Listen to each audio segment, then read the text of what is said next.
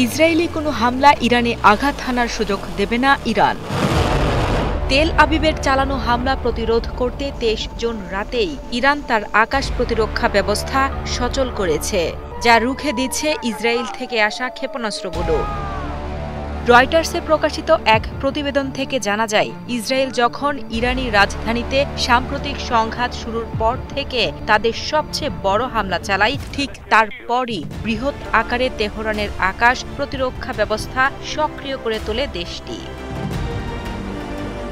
Israel defence forces IDF এর একজন মুখপাত্র এক বিবৃতিতে জানিয়েছিলেন যে ইসরায়েলি সেনারা ইরানের Islamic revolutionary guard corps IRGC এর থারাল্লা ঘাঁটি লক্ষ্য করে হামলা চালিয়েছে।